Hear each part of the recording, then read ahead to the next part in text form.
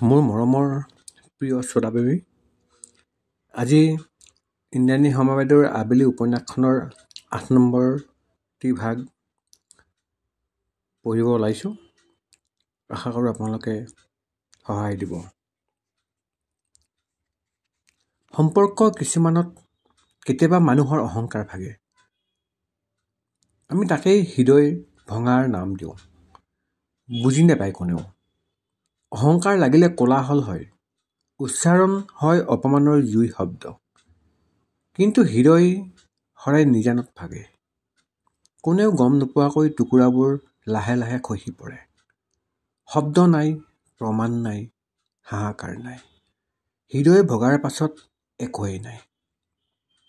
আগানৰ ব্যৱহাৰে বৰদেউতাকৰ অহংকাৰ ভাগিলে। যাক তেওঁ হৃদয় ভঙাৰ নাম দি একেবাৰে বিছনা এৰিব নোৱাৰাকৈ অসুখী হৈ পৰিল। সকলো দোষ আহি পৰিল অৰুন্ধতীৰ গাত। এয়া নতুন কথা নহয়, বছৰ বছৰ ধৰি চলি অহা পৰম্পৰা। চব তোমাৰ কাৰণেই হৈছে।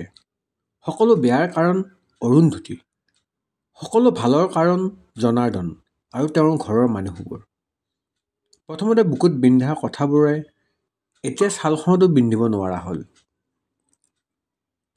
ভৰ বাৰিষাৰ বানে মৰাগছ উটুৱাই নিয়া দি ইটোৰ পিছত সিটো অপমানে কেতিয়াবাই উটুৱাই নিছিল অৰুন্ধতীৰ আত্মসন্মান। অবুজ হৈ থাকোঁতে কোৱা কথাবোৰ লাহে লাহে নোহোৱা হৈ আহিছিল। বিচৰা বস্তুবোৰ নিবিচৰা হৈছিল। সোধা কথাবোৰ নোসোধা হৈছিল। বিয়াৰ পাছৰে কোনোবা এটা মৰমৰ মুহূৰ্ত অকণমান সাহস কৰি অৰুন্ধতীয়ে কৈছিল, মই পাৰ চৰাই বৰ ভাল পাওঁ। এনেকৈ সদায় মাৰি নাখালে নহয়নে? ভুল হৈছিল, অপৰাধ হৈছিল। বিচনাৰ পৰা দপদপাই গৈছিল অসন্তুষ্ট স্বামী। যিদিনা কথাষাৰ কৈছিল তাৰ পিছদিনাৰ পৰাই সদায় ৰান্ধিব লগা হৈছিল পাৰৰ জোল। এটা অমিতা দি, এদিন আলু দি, এদিন কলডিল দি। কেঁচা পাকঘৰটোৰ এটা চুকত থকা মচুৱা চৰুটোত কাঠখৰি কেইডালমান ভৰাই দি ৰৈ থাকে অৰুন্ধতী। কাঁহৰ কাঁহীখনৰ মাংসখিনি চাই চাই চকুপানী টুকি থকা দেখি শাহুৱেকে দূৰৰ পৰাই শুনায়, ধোৱা সোপা খাই নিজেও মৰিছ, আনকো মাৰিবি এতিয়া। খোৱা মজিয়াত টকালি পাৰি পাৰি পৰিয়ালৰ আটাইয়ে মাংস খায়। কিন্তু এদিনৰ বাবেও অকণমান মুখত দিব নোৱাৰিলে অৰুন্ধতীয়ে। ঘৰত খাই পোৱা নাই যেতিয়া নেলাগে খাব, বদহজম হ'ব। শাহুৱেকে বিচাৰিছিল অৰুন্ধতী দুখত থাকক। আনৰ ঘৰৰ ছোৱালী এজনী আহি তেওঁৰ ঘৰৰ মালিকনী হ'ব নোৱাৰে। তেওঁ হ'বলৈ নিদিয়ে। হোৱাই নোহোৱাই জনাৰ্দন কামৰ পৰা অহাৰ লগে লগেই আপত্তি কৰে। বোৱাৰীক লৈ তেওঁ সুখী নহয়। বাৰে বাৰে ভুল হৈছিল অৰুন্ধতীৰ, বাৰে বাৰে শাস্তি ভুগিছিল। মগনীয়াক ভাত দিবলৈ কোনে কৈছিল তোমাক? বিয়াৰ এমাহ হোৱাই নাছিল তেতিয়া। সদায় ঘৰলৈ অহা খুজি মাগি খোৱা মানুহ এগৰাকীক ভাত নাই খোৱা বুলি কোৱাত ভাত কেইটামান খুৱাই ডাঙৰ অপৰাধ কৰিছিল অৰুন্ধতীয়ে। বৃহস্পতিবাৰে চৰু খালী কৰি মগনীয়াক ভাত খোৱালে। শেষ হৈ শেষ, চব শেষ কৰিলে এই ভিকুহুজনীয়ে। বোপাই অ, ঘৰখন উচন হ'ব এতিয়া। শাহুৱেকে বুকু চপৰিয়াই চপৰিয়াই এনেকুৱা কৰিছিল যেন ঘৰৰ কোনোবা এটা মৰিহে থাকিল। মানুহজনীৰ অভিনয় জনাৰ্দনৰ ওচৰত আৰু বেছি নিখুঁত হয়। দেওৰেক নন্দেকহঁতেও মাকলৈ ভয় কৰে, মুখ ফুটাই একো নকয়। সেইদিনা ৰাতি শুবলৈ আহি অৰুন্ধতীয়ে জনাৰ্দনৰ মাজত আন এজন মানুহ বিচাৰি পাইছিল। মাজুলীত তোমালোকে নিজে পেট ভৰাই খাবলৈ পাইছিলেনে? সদায় নাপাওঁ, কেতিয়াবা। কেতিয়াবা নিমখ আৰু ভীমকল দি ভাত খোৱা, কেতিয়াবা তাকো নাথাকে, নহয় জানো? কৈছিল তোমাৰ দেউতাৰে। অভাৱত থাকিলেও কিন্তু বুলিবলৈ একো নাই। তুমি নিজৰ ছাল ছিগা অৱস্থাটো পাহৰি নাযাবা। মাছে মঙহে ঘিউৱে মৌৱে যি মন যায় খোৱা। কিন্তু মাক নোসোধাকৈ কাকো একো খুৱাব নোৱাৰিবা। দাতা কৰ্ণ ওলাব নালাগে। এসাঁজ ভাতহে খালে তাতে ইমান। সেই এসাঁজ ভাত তোমাৰ দেউতাই দেখোন তোমাকে খুৱাব নোৱাৰিলে। কথা ক'বলৈ আহিছ। বানপানীত উটি কেতিয়া শেষ হৈ তাৰ ঠিক নাই। এতিয়া খাবলৈ পাই উৎপাত বাঢ়িছে। তাৰ পাছত আৰু কোনো কথাৰে উত্তৰ দিয়া হোৱা নাছিল। মাছ মাংসৰ গোন্ধ পাওঁ বুলি খাবলৈ এৰি দিছিল অৰুন্ধতীয়ে। অথচ ঘৰত কেতিয়াবা মাছ অকণমান ওলালে ভাতকেইটাক কেতিয়া খাওঁ লাগিছিল। মাকক কুটুৰি থাকিছিল, পেটৰ চকল মোক দিবি দেই বৌতি। কথাবোৰ বুকুত সামৰি কেতিয়াবা ৰাতি উচপে। কন্দাৰ উমান পাই জনাৰ্দনৰ খং উঠে। তুমি তলত পাটি এটা পাৰি শোৱা, মোৰ এনেকৈ টোপনি নাহে। বিছনালৈ কেৱল নিয়ম মানিবলৈহে আহিছিল। তাৰ পাছৰ পৰা স্বামীৰ অধিকাৰ আদায় কৰাৰ পাছত আকৌ পাটিটোলৈ পঠিয়াই দিয়া হৈছিল। দিনৰ পাছত দিন, মাহৰ পাছত মাহ, বছৰৰ পাছত বছৰ। ঘৰখনত মাইকী মানুহৰ আদৰ সন্মান নাছিল। চকুৰ সন্মুখতে অন্যায় অবিচাৰ দেখিও মনে মনে থকাৰ বাদে আন একো উপায় নাছিল হাতত। কলৈ যাব, কাক কব? মাকৰ ঘৰলৈ কেইবাৰ গৈছিল সেয়া আঙুলিৰ মূৰত লিখিব পাৰি। নৈ পাৰ হৈ যাব নেলাগে, মোৰ ল'ৰা ব্ৰহ্মপুত্ৰত উটি যাবলৈ দিব নোৱাৰো। বায়েকৰ বিয়া, ভায়েকৰ বিয়া, একোতে যাবলৈ নাপালে ঘৰখনলৈ। এইখন ঘৰত ইখনৰ পিছত সিখনকৈ নন্দেক দেওৰৰ ঘৰত বিয়া হৈ গ'ল। অৰুন্ধতীৰ মাকৰ ঘৰখনক নিমন্ত্ৰণ দিবলৈ শৰাই থাকি গ'ল। তোমালোকৰ ঘৰলৈ চিঠি দিছিলো, নাপালেগৈ চাগে। সেইখন চিঠি কেতিয়াও নেপায়গৈ। সেয়া অৰুন্ধতী আৰু জনাৰ্দন দুয়োটাই ভালকৈ জানে। বিয়াৰ প্ৰায় 15 বছৰৰ পাছত এদিন সৰু ভায়েকটো আহিছিল। প্ৰথমতে তাক কোনো চিনিয়েই পোৱা নাছিল। অৰুন্ধতীৰ বিয়াৰ সময়ত মাত্ৰ 5 বছৰীয়া ল'ৰাটো সফল ডেকা হৈ বায়েকৰ ঘৰ বিচাৰি উলিয়াইছিলহি। তই ইমান ধুনীয়া ঘৰত থাক বাইদেউ, মায়ে দেখা হ'লে বৰ ভাল পালেহেঁতেন। ঘৰৰ আচবাব, খোৱা বোৱাৰ ধৰণ, মটৰ গাড়ী দেখি ভায়েকে বায়েক বৰ সুখী বুলি ভুল হৈছিল। পিছে 2 দিন থাকি বায়েকৰ ভুল ভাগিল। ভিনীয়েকৰ ইটিকিং আৰু ব্যৱহাৰ সহ্য কৰিব নোৱাৰি এমাহ থাকিম বুলি অহা ল'ৰাটো 2 দিন থাকিয়েই গুচি যাবলগীয়া হৈছিল। আৰু যাবৰ সময়ত বায়েকৰ পাকঘৰত কৈ থৈ গৈছিল, মায়ে পিতাক এনেই দুখ নিদিয়ে। তোক গাঁৱৰে প্ৰসন্ন ককাইদেউৰ লগত বিয়া দিয়া হ'লেই ভাল আছিল, ওচৰতে থাকিব পাৰিলিহেঁতেন। ককাইদেউ এতিয়া হাইস্কুলৰ মাষ্টৰ, ইমান সহজ মানুহ। সেইদিনা ৰাতি প্ৰথমটো চৰ খাইছিল অৰুন্ধতীয়ে। সেইকাৰণে মন নবহে তাইৰ ইয়াত। ইমান লাহ-বিলাসত থাকিও মুখত হাঁহি এটা নাথাকে। গহনা এপদ পিন্ধি ফুৰিবলৈ নাযায়, মাছ এচকল নাখায়। নিজকে বন কৰা মানুহ সজাই পুতৌ আদায় কৰিছে। আজিহে উৰহী গছ ওলাইছে। কোন হে ইটো প্ৰসন্ন? এতিয়া নিমাতি কইনা, কি সুধিছো মই, উত্তৰ দে। কোন সেইটো? প্ৰসন্ন কোৱাইদেউ বৰ ভাল মানুহ, আপোনাতকৈ বহুত ভাল মানুহ। প্ৰথমবাৰ চকুত চকু থৈ উত্তৰ দিছিল অৰুন্ধতীয়ে। সেই এটা উত্তৰে আজিৰ দৰেই বহুদিনলৈ অসুখীয়া কৰিছিল জনাৰ্দনক। বিচনা এৰা নাছিল তেতিয়াও। সকলো সময়তে শুশ্ৰূষাত লাগি থাকিব লগা হৈছিল পত্নী। মাকৰ দৰেই অভিনয়ত পাকৈত মানুহজন। বাঘৰ পৰা মেকুৰী হ'বলৈ একেবাৰে সহজ তেওঁৰ বাবে। সেই একেই অভিনয় এতিয়াও। আগানে অপমান কৰিছে বুলি সকলোকে ফোন কৰি কিমান যে দুখ কৰিছে। আগানৰ মাক দেউতাকক মাতি পঠিওৱা হ'ল। বুকুত চপৰিয়াই কান্দিও দেখুৱাইছে। কিন্তু ক্ষমা খুজিবলৈ অপাৰগ আগান। মই একো ভুল কৰা নাই মা, তুমি বৰমাক সুধি চোৱা। ফোনটো বৰমাকলৈ আগবঢ়াই দিয়ে প্ৰতিবাৰে। মাক দেউতাক ককায়েকৰ কাৰো কথা নুশুনা আগান ঘূৰি পকি আকৌ বৰমাকৰ কাষ চাপে। বৰমা, তুমি কোৱা, মোৰ কি ভুল? তোৰ একো ভুল নাই বাবা, তথাপি তই অলপ দিন বেলিৰ পৰা আঁতৰি থাকিবি। মানে? তই সঁচাকৈ বুজা নাই নে? তাৰমানে বৰমাকে বুজি নোপোৱাকৈ থকা নাই। আগানে তলমূৰ কৰে। তাই সৰু ছোৱালী, সৰল, এনেই মাকৰ কথাই পঢ়াত অনিষ্ট কৰিছে। তই আৰু দিগদাৰ নিদিবি, অন্ততঃ পৰীক্ষালৈকে আঁতৰি থাকিবি। তাই বৰ আজলি, সঁচা মিছা বুজি নাপায়। মিছা একো নাই ইয়াত বৰমা, জানো, সেইকাৰণেই ভয় খাইছোঁ। মই পাৰ কৰি অহা খিনি তই যাতে আকৌ পাৰ কৰিব লগা নহয়। তেনেকৈ কিয় কৈছা? মই বেলিক বহুত ভাল নেপাবি। তাইক এতিয়া আমনি নকৰিবি, বৰ কষ্টৰে পঢ়িছে ছোৱালীজনীয়ে, মই দেখি আহিছোঁ। তাইৰ কিবা এটা সংস্থাপন হওক। দুপইচা ঘটি নিজৰ ভৰিত থিয় হওক। ভাত এমুঠিৰ কাৰণে কাৰো কথা শুনিবলগীয়া নহওক। তয়ো জানো সেইটো নিবিচাৰ? বাট মই ধুমুহা আহিব আগান। বৰদেউতাক মই জানো, খুব ভালকৈয়ে জানো। তই এইবাৰলৈ মোৰ কথা শুন। বৰমাকৰ হাত দুখন নিজৰ দুহাতত লৈ কেৱল মূৰ দুপিয়াই আঁতৰি যায় আগান। ঘৰখনৰ গোমা পৰিৱেশ আজি এসপ্তাহৰে পৰা মাৰ যোৱা নাই। নিয়ম মাফিক নিজৰ নিজৰ কামবোৰ চবেই কৰি আছে, যদিও কাৰো ওচৰত বা কাৰো মুখত হাঁহি নাই, কথা নাই। আবেলি ভয়ে ভয়ে আহি বৰমাকৰ ওচৰত ভাতকেইটা খাই কলেজলৈ গুচি যায়। আগানক দেখিলে দুৱাৰমুখৰ পৰাই দৌৰ মাৰে।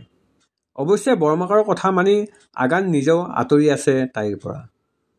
পিছে আজি বৰদেউতাকৰ দিনটোৰ বাবে যোৰহাটৰ ভনীয়েকৰ ঘৰলৈ গৈছে বুলি গম পাই কলেজৰ পৰা অহাৰ পৰা আবেলি বৰমাকৰ ওচৰৰ পৰা আঁতৰি যোৱা নাই। তাতে পৰীক্ষাও শেষ, অন্ততঃ আজি নপঢ়িলেও হ'ব। কিমান যে কাম পৰি আছিল। ঘৰটো ঠিক ঠাক কৰি তাই বৰমাকৰ কাপোৰবোৰ ধুনীয়াকৈ জাপি থলে, ফুলবোৰত পানী দিলে। ৰাধাই কামবোৰ মন দি নকৰে। বৰমা, আপোনাৰ ৰুমটো চিত্ৰনলা দি হাতেৰে মচি দিওঁ দেই। মুঠতে বৰদেউতাকৰ অনুপস্থিত বৰমাকক যিমানখিনি পাৰে সহায় কৰি থৈ যাব তাই। মাজে মাজে তাই আগানৰ কোঠাটোলৈ যায়। ঘৰত যদি আছে, এবাৰো কিয় নামি অহা নাই? দুপৰীয়াৰ পৰা আহি সন্ধিয়া হ'বৰ হ'ল, এবাৰো দেখা নাই তাই। চাওঁ বুলি ৰৈ থকা মুখখন। গোসানী, চাকি দিওঁগৈ ব'ল মাজনী। চাকিবন্তি জ্বলাই প্ৰাৰ্থনা কৰি ঘৰটোৰ চাৰিওফালে ধূপ ধূনা ঘূৰাই আবেলি আৰু বৰমাক চাহ বনাবলৈ বুলি পাকঘৰলৈ গ'ল। পাকঘৰত বাচনৰ ঘটং মটং শব্দ। আগানক আগৰে পৰা তাত কাম কৰি থকা দেখি দুয়োজনী আচৰিত হ'ল। কি কৰিছা বাবা? লুচি বনাইছোঁ। হাতত ধূনাদানিটো লৈ ৰৈ থকা আবেলিলৈ চাই লুচিখন তেলত দিওঁতে আঙুলিটো গৰম তেলতে লগাই দিলে আগানে। অহ চিট। মা, পুৰিলেনে? এই ল'ৰাটো মানে, চাওঁ আঁতৰ। লুচি বনাই তেখেতে। মুখৰ ভিতৰতে তেনেকৈ ক'লেও আগানে দুখ পোৱা দেখি বেলিৰো দুখ লাগিল। কিমান দিনৰ মূৰত যে ভালকৈ দেখিছে। পাতল নীলা চোলাটোৰে সৈতে এইমাত্ৰ গা ধুই অহা আগানক আনদিনাতকৈ বেছি মুকলি যেন লাগিল তাইৰ। ভিজা চুলিখিনি আজি বান্ধি থোৱা নাই, খেলিমেলিকৈ কান্ধত পৰি আছে। ইছ ৰাম, ভালকৈ পুৰিলে। বৰফ অকণমান লগাই দে। মই লগাই দিম নেকি? বেলিয়ে লগাই দিব। তুমি পাৰা যদি লুচিখন ভাজা, তেল গৰম হৈ আছে।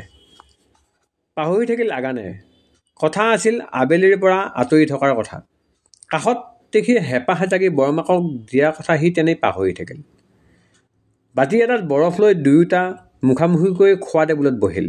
আৰ চকুৰে সিহঁতলৈ চাই হুমুনিয়াহ কাঢ়িলে বৰমাকে। কি কৰিব খুজিছা মহাদেৱ? ঈশ্বৰক প্ৰশ্ন কৰি উত্তৰ পোৱাৰ আশা নাৰাখে অৰুন্ধতীয়ে। তথাপি আজি সুধিছে। এই ল'ৰা ছোৱালীহাল যে বৰ মৰমৰ। লুচি বনাব নাজানে যদি বনাবও কিয় লাগে?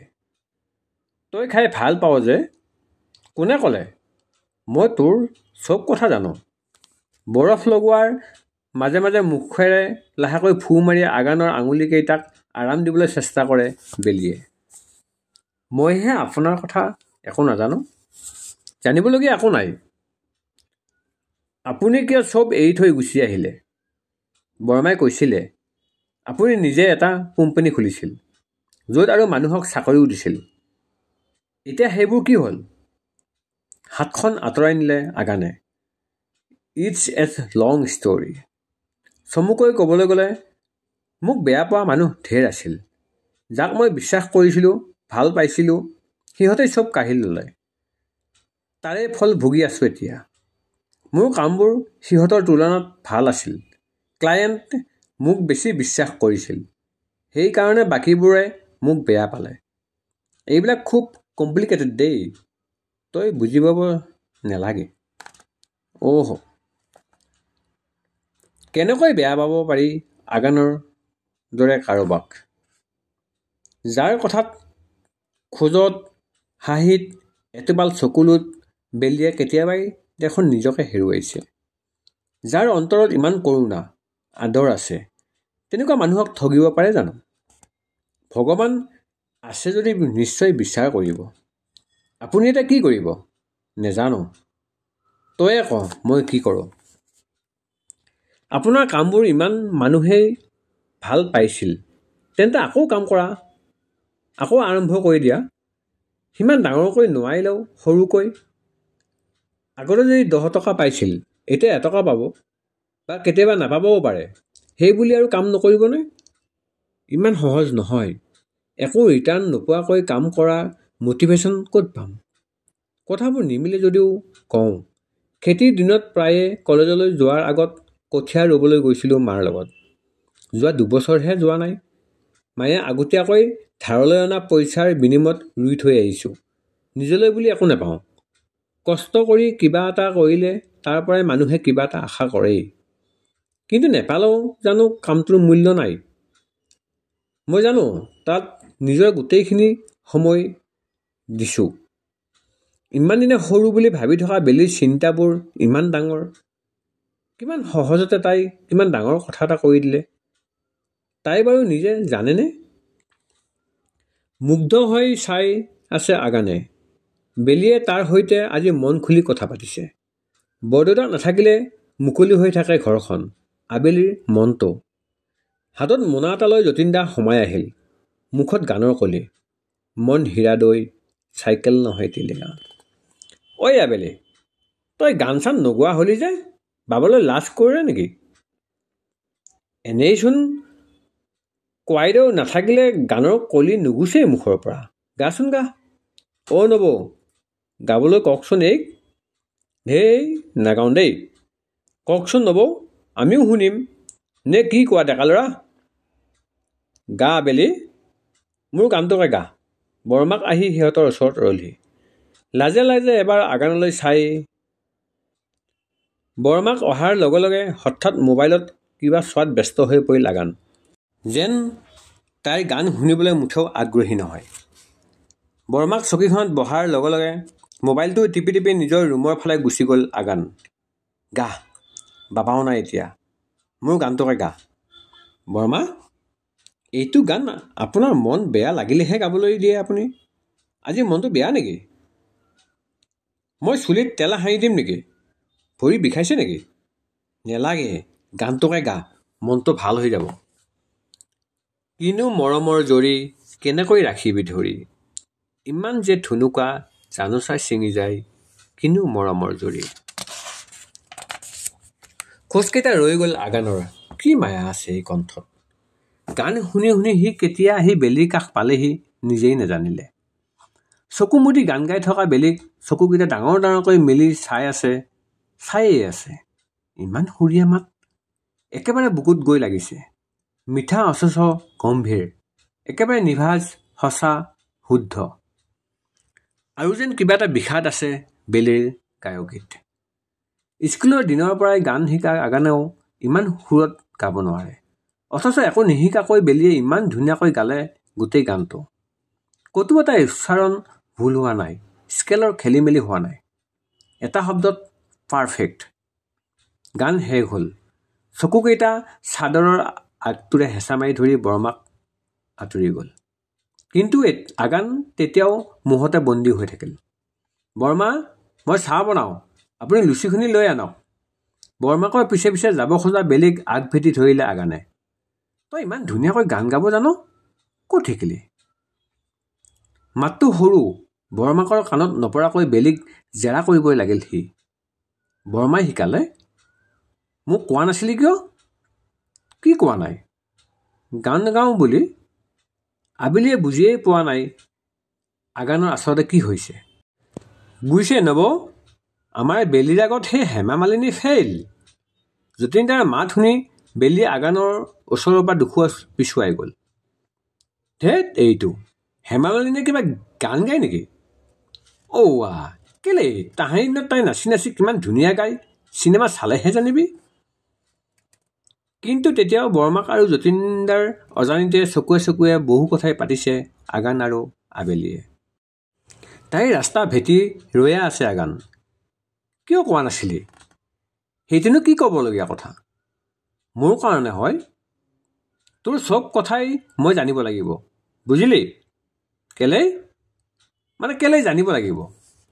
আকৌ ধৰা পৰি গৈছে আগান। নাই নাই, ইমান সহজে সি আবেলিৰ আগত ধৰা পৰিব নোৱাৰে। সি এবাৰ বৰমাকৰ ফালে চালে। তালৈ চাই থকা চকুজুৰিত চৰম হতাশা। জানিব লাগিব, নহ'লে ক'ত কি গণ্ডগোল লগাই দিয়ে কি ঠিক। যিহে মূৰৰ কামোৰণি। ৰছীডাল কাটি দিলে যে চিলাখন সৰি পৰে, ঠিক তেনেকৈ আবেলিৰ সপোন এটাও ধমককৈ সৰি পৰিল। মই সঁচাকৈ আপোনাৰ মূৰৰ কামোৰণি? Any doubt? জানেনে বাৰু আগান? এনেকৈ ক'লে কিমান দুখ পায় আবেলিয়ে। বুজাৰ নুবুজাৰ দুমোজাত কেনেকৈ দিন কটাইছে তাই, কেনেকৈ জোৰকৈ বান্ধিছে সপোনৰ পাল তৰা নাও। ঘাটত কিজানি আগান নাথাকেই, নাইবা গুচি যায় আন কাৰোবাৰ নাৱত উঠি। আৰু এতিয়া ইমানবোৰ আশা বুকুত গুজি লৈ তাৰ বাবে ৰৈ থকা বেলিক কেনেকৈ ক'ব পাৰিলে মূৰৰ কামোৰণি বুলি? তাই দেখোন একো কৰা নাই আজি, আমনিও দিয়া নাই, তৰ্কও কৰা নাই। বৰমা, মই যাওঁ। ওৱা, লুচি খাই যা আকৌ। নোখোৱা নেমেলাকৈ ক'লৈ যাব? মন যোৱা নাই, ভোক নাই, মই যাওঁ দেই। আবেলিক আঘাত দি সি সমানেই দুখ পাইছে আগানে। কিন্তু তাৰ বাহিৰে উপায় কি? বেচেৰীজনীয়ে ভৰি অহা চকুকেইটা চাব নোৱাৰি আঁতৰি আহিল আগান। এসোপা অভিমান বুকুত বান্ধি লৈ বেলি ঘৰমুৱা হ'ল। জোনবাৰীটো আজি ডাৱৰে থকা, তৰা ফুলবোৰ মৰহি তেনে আপচু আকাশ এখন। যা, একো ভাল নালাগে আজি। এয়া আছিল ইন্দ্ৰাণী শৰ্মা বাইদেউৰ আবেলিৰ ৮ম খণ্ড। আশা কৰোঁ আপোনালোকে শুনি ভাল পাব।